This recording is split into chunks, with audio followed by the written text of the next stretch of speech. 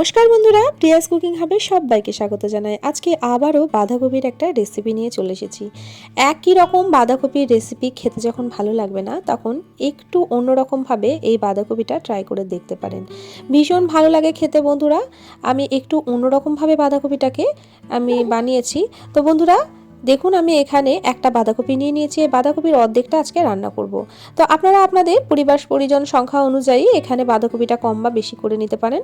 আমি এখানে বাঁধাকপিটাকে কেটে নিচ্ছি, আর বাঁধাকপির যে মোটা পাতাগুলো সেগুলো কিন্তু এখানে বাদ দিয়ে দিয়েছি। আমি এখানে চাকুর সাহায্যে বাঁধাকপিটা কেটে নিচ্ছি। আপনারা চাকু অথবা বটি যে কোনো কিছু দিয়ে কিন্তু ভালো করে কেটে নিতে পারেন।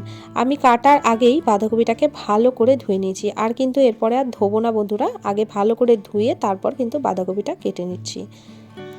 তো খুব বেশি কিন্তু মিহি করে কাটছি না। এই বাঁধাকপিটাকে আমি প্রেসার কুকারে একটা সিটি দেবো, তো তার জন্য আমি একটু মাঝারি করেই কেটে নিচ্ছি। আর দেখুন, বাঁধাকপির যে মোটা অংশটা, এটার যে নরম দিকটা আছে এই দিকটা নিয়ে নিচ্ছি, আর মাঝখানের মোটা অংশটা কিন্তু এই রেসিপিটার জন্য আমাদের প্রয়োজন নেই। তো এভাবেই পুরো বাঁধাকপিটা যেটুকু বাকি আছে সেটা আমি কেটে নিয়ে তারপর ফেরত আসছি। তো বন্ধুরা দেখুন, এখানে বাঁধাকপিটা আমার কেটে নেওয়া হয়ে গেছে। এবার এই বাঁধাকপিটাকে একটা প্রেসার কুকারের মধ্যে দিয়ে দেবো। আমি কিন্তু আর জল দেবো না বাঁধাকপির মধ্যে, ওর নিজের জলে কিন্তু বাঁধাকপিটা সেদ্ধ হয়ে যাবে। দিয়ে দিলাম খুব সামান্য একটু লবণ আর একটু হলুদ। তো লবণ হলুদটা ভালো করে বাঁধাকপির মধ্যে একটু মিশিয়ে দেবো। তারপরে এটাকে একটা সিটি দিয়ে দেবো। তারপর প্রেসার কুকারটা ঠান্ডা হলে এটাকে তখন খুলে নেব। আমি আলু দেবো এখানে। তো আমি এই রেসিপিটার জন্য দুটো আলু নিয়ে নিয়েছি। তো দুটো আলু আমি একটু মোটা মোটা করে কেটে নিচ্ছি। আপনারা চাইলে কিন্তু একটু ছোট ছোট করে কেটে নিতে পারেন, তবে একটু মোটা মোটা করে কাটলে কিন্তু এই রেসিপিটা বেশি ভালো লাগবে বন্ধুরা। তো আমি দেখুন আলুটাকে এরকমভাবে একটু কেটে নিলাম। এবার চলুন রান্নাটা করে নিই। তো আমি একটা কড়াই বসিয়ে দিলাম। কড়াইয়ের মধ্যে দিয়ে দিচ্ছি সর্ষের তেল। এখানে আমি 1.5 চামচ মতো সর্ষের তেল দিয়ে দিলাম। তেলটা খুব ভালোভাবে গরম হয়ে গেছে। এখন দিয়ে দিচ্ছি খুব সামান্য একটু হলুদ গুঁড়ো। তো হলুদটা তেলের মধ্যে খুব ভালো করে একটু মিশিয়ে দিচ্ছি। এবার কেটে রাখা আলুটা ভালো করে আমি ধুয়ে নিয়েছি। তো তারপর আমি নিয়ে চলে এসেছি। আলুটা দিয়ে ভালো করে একটু এর মধ্যে ভেজে নেব। তো আলুটা একটু সুন্দর করে ভেজে নিতে হবে, তাহলে কিন্তু রান্নাটা খেতে ভীষণ ভালো লাগবে বন্ধুরা। আজকের রেসিপিটা কে কোথা থেকে দেখছেন অবশ্যই আমাকে কমেন্ট করে জানাবেন। আপনাদের সুন্দর সুন্দর কমেন্টেই কিন্তু আমি রান্নার উৎসাহ পাই বন্ধুরা। তো বন্ধুরা দেখুন, এখানে আলুটা কিন্তু আমার বেশ কিছুটা ভাজা হয়ে গেছে। আর আলুটা একটু কালার করে ভাজার চেষ্টা করবেন। আর এই পর্যায়ে আমি দিয়ে দিচ্ছি 1 মুঠো সোয়াবিন। সোয়াবিনটাকে আগেই আমি সেদ্ধ করে তারপর ভালো করে ঠান্ডা জলে ধুয়ে জলটা চেপে এখানে দিয়ে দিলাম। এই রেসিপিটাতে আমি একটু সোয়াবিনের ব্যবহার করেছি। সোয়াবিনটা ভীষণ ভালো লাগে এই বাঁধাকপির রেসিপিটায়।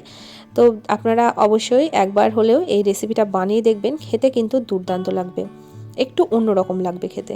তো সোয়াবিনটাও আলুর সঙ্গে দিয়ে একটু ভালো করে ভেজে নিচ্ছি। এভাবে একটু ভেজে ব্যবহার করলে কিন্তু খেতে ভীষণ ভালো লাগে। আর সোয়াবিনটা কিন্তু ভালো করে জল চেপে তারপর এখানে দিয়ে দিতে হবে। তো সোয়াবিন আর আলুটা আমাদের ভাজা হয়ে গেছে। তো এটাকে আমরা কড়াই থেকে তুলে নিচ্ছি। ওই কড়াইটার মধ্যেই আবারও দিয়ে দিচ্ছি 1 চামচ সর্ষের তেল। রান্নাটা কিন্তু আমি সর্ষের তেলেই করছি। এই রান্নাটা সর্ষের তেলে করলে কিন্তু বেশি ভালো লাগে খেতে। এবার দিয়ে দিলাম 1 চামচ 5 ফোড়ন। দিয়ে দিচ্ছি শুকনো লঙ্কা একটা আর একটা তেজপাতা। এরপর কিছুটা রসুন আমি কুচি কুচি করে কেটে রেখেছিলাম। তো এই রসুনটা এর মধ্যে দিয়ে দিলাম। রসুনের ফ্লেভারটা কিন্তু এখানে ভীষণ ভালো লাগে বন্ধুরা। কুচি করে রসুনটা দেওয়ার চেষ্টা করবেন, তাহলে কিন্তু ভীষণ ভালো লাগবে। আপনারা চাইলে এখানে একটু পেঁয়াজ কুচিরও ব্যবহার করতে পারেন। দিয়ে দিলাম আধখানা টমেটো। আর এখানে আদা রসুন আর কাঁচা লঙ্কা বেটে রেখেছিলাম, সেটাও দিয়ে দিলাম 2 চামচ মতো। তো এবার এর মধ্যে দিয়ে দেব কিছু গুঁড়ো মশলা। তো গ্যাসের ফ্লেমটা কিন্তু অবশ্যই করে এখন একদম লোতে রাখতে হবে, নাহলে কিন্তু মশলাটা পুড়ে যাবে। 1/2 চামচ জিরে গুঁড়ো, 1/2 চামচ ধনে গুঁড়ো, দিয়ে দিচ্ছি 1/2 চামচ লঙ্কার গুঁড়ো। আর এরপর দেবো কালারের জন্য কাশ্মীরি লঙ্কার গুঁড়ো। কাশ্মীরি লঙ্কার গুঁড়োটা আমি ছোটো চামচের 1 চামচ এখানে ব্যবহার করলাম। যেহেতু গুঁড়ো মশলা দিলাম, মশলাটা তলায় ধরে যেতে পারে, তো আমি এখন আরও 1/2 চামচ হলুদ গুঁড়ো দিয়ে দিলাম জল দিয়ে ভালো করে মশলাটাকে একটু কষিয়ে নিচ্ছি। তো এই সময় কিন্তু একটু জলটা অ্যাড করবেন, না হলে কিন্তু মশলাটা তলায় ধরে যেতে পারে, তখন কিন্তু পোড়া পোড়া গন্ধ হবে, খেতে ভালো লাগবে না। তো খুব ভালোভাবে মশলাটাকে একটু কষিয়ে নিতে হবে। আর টমেটোটাও দেখবেন কষাতে কষাতে একদম গলে যাবে। তো আমি এই সময়ে দিয়ে দিলাম খুব সামান্য 1/2 চামচেরও কম একটু গরম মশলা। তো আমি এর মধ্যে পরে একটা স্পেশাল মশলা অ্যাড করব, তো তার জন্য আমি এই সময়তেই কিন্তু গরম মশলাটা অ্যাড করে দিলাম। এবার দিয়ে দিচ্ছি খুব সামান্য একটু চিনি। চিনিটা কিন্তু অবশ্যই করে দেওয়ার চেষ্টা করবেন, এতে কিন্তু মিষ্টি হবে না, তবে কিন্তু স্বাদের ব্যালেন্স হবে। দিয়ে দিলাম লবণ। লবণটা এখানে একটু বুঝে ব্যবহার করতে হবে, কারণ আমরা যে বাঁধাকপিটা সেদ্ধ করে রেখেছি সেটার মধ্যেও কিন্তু লবণ দেওয়া আছে। তো এখন ভেজে রাখা আলু আর সোয়াবিনটাও এর মধ্যে দিয়ে দিলাম। আলু আর সোয়াবিনটা দিয়েও এই মশলার সঙ্গে ভালো করে একটু কষিয়ে নিতে হবে, যাতে আলু আর সোয়াবিনের মধ্যে সুন্দরভাবে মশলার ফ্লেভারটা চলে যায়। গ্যাসের ফ্লেমটা কিন্তু একদম লোতে রেখে আমি এই রান্নাটা করে নিচ্ছি বন্ধুরা। আলু সোয়াবিনটা ভালো করে আমি কষিয়ে নিচ্ছি। তো এখন এটাকে কিছুক্ষণের জন্য ঢাকা দিয়ে রেখে দেবো। তো এই রান্নাটা একটু ঢাকা চাপা দিয়ে করলেই কিন্তু বেশি রান্নাটা ভালো হবে। তো আবারও ঢাকাটা খুলে দিলাম 1 মিনিট পর। তো এখন এই পর্যায়ে দিয়ে দিচ্ছি 1 মুঠো মটরশুঁটি। মটরশুঁটিটা দিলেও কিন্তু ভীষণ ভালো লাগে, আপনাদের হাতের কাছে থাকলে দেবেন, না হলে কিন্তু মটরশুঁটিটা স্কিপ করে দিতে পারেন। তো মটরশুঁটিটা দিয়েও ভালো করে একটু কষিয়ে নিচ্ছি। এখন দেখে নেব আলুটা সেদ্ধ হয়েছে কিনা। আলুটা কিন্তু এখনও সেদ্ধ হয়নি, এখন 50% মতো আলুটা সেদ্ধ হয়েছে। আলুটা কিন্তু ভালো করে সেদ্ধ করতে হবে। তো বন্ধুরা দেখুন, আলুটা কিন্তু 50% মতো সেদ্ধ হয়েছে। আলুটা কিন্তু সুন্দরভাবে সেদ্ধ করতে হবে, তো তার জন্য আমি আলুটাকে আবারও একটু ঢাকা দিয়ে দেবো। তো দিয়ে দিলাম খুব সামান্য একটু জল, যাতে আলুটা ভালোভাবে সেদ্ধ হয়ে যায়, মশলাটা যাতে তলা থেকে পুড়ে না যায়। তো আবারও আমি ঢাকা দিয়ে 1.5 থেকে 2 মিনিট মতো রেখে দেব। তো বন্ধুরা আমি ঢাকাটা খুলে দিচ্ছি। এখন দেখে নেব আলুটা সেদ্ধ হয়েছে কিনা। এখন কিন্তু আলুটা সুন্দরভাবে সেদ্ধ হয়ে গেছে। আবারও ভালো করে একটু এটাকে নাড়াচাড়া করে দিচ্ছি। তো এখন এর মধ্যে অ্যাড করে দেবো সেদ্ধ করে রাখা বাঁধাকপিটা। তো বাঁধাকপিটা দিয়েও ভালো করে এই মশলার সঙ্গে মিশিয়ে দিতে হবে। গ্যাসের ফ্লেমটা কিন্তু এখন মিডিয়ামে করে দিলাম, যাতে বাঁধাকপির মধ্যে যে এক্সট্রা জলটা আছে সেই জলটা শুকিয়ে যায় তাড়াতাড়ি করে। তার জন্য এখন গ্যাসের ফ্লেমটা একটু মিডিয়ামে রেখে রান্নাটা করে নিচ্ছি।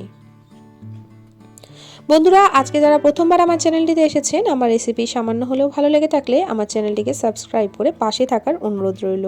পাশে থাকা বেল বাটনটিকে প্রেস করে অল নোটিফিকেশনটা অন করে রাখবেন, যাতে নিত্য নতুন কোনো রেসিপি দিলে সবার আগে আপনাদের কাছে নোটিফিকেশন পৌঁছে যায়। কপিটা এখন কিছুক্ষণের জন্য মিডিয়াম ফ্লেমে থাক, আমরা একটা স্পেশাল মশলা বানিয়ে নেব।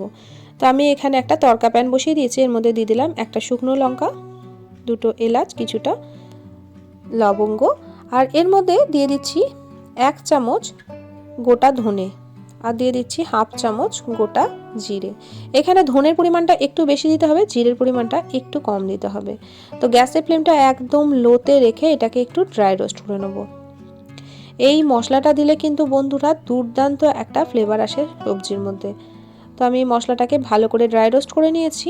তো এখন এটাকে আমি একদম গুঁড়ো করে নিয়ে চলে আসছি। তো আমি এটাকে শিলের মধ্যেই গুঁড়ো করে নিচ্ছি, আপনারা চাইলে কিন্তু এটা মিক্সিতেও গুঁড়ো করে নিতে পারেন। যতক্ষণ আমরা মশলাটা বানাচ্ছিলাম ততক্ষণ আমরা একটু বাঁধাকপিটাকে ঢাকা দিয়ে রেখে দিয়েছিলাম। তো এখন ঢাকাটা খুলে দিলাম, আবারও ভালো করে একটু নাড়াচাড়া করে দিচ্ছি। এখন কিন্তু বাঁধাকপিটা সুন্দরভাবে মশলা আর আলুর সাথে মিশে গেছে। এখন কিন্তু বাঁধাকপিটা সম্পূর্ণ রেডি হয়ে গেছে। এবার যে ভাজা মশলাটা আমরা তৈরি করে রাখলাম, এই ভাজা মশলাটা বাঁধাকপির ওপর থেকে দিয়ে দিচ্ছি 1 চামচ ঘি। ঘিটা এখন যেহেতু জমে আছে, তো এটা কিন্তু 1 চামচই ঘি আছে, তো এখন জমা ঘি বলে এরকম মনে হচ্ছে। তো ঘিটা দিয়েও ভালো করে নাড়াচাড়া করে দিচ্ছি। এবার ঘি আর মশলা খুব ভালোভাবে বাঁধাকপির সাথে মিশিয়ে দিলে কিন্তু আমাদের বাঁধাকপির তরকারি একদম রেডি। তো একই রকম মশলা দিয়ে একটু অদল বদল করে যদি রান্না করা যায়, তো যে কোনো রেসিপি কিন্তু খেতে ভীষণ ভালো লাগে বন্ধুরা।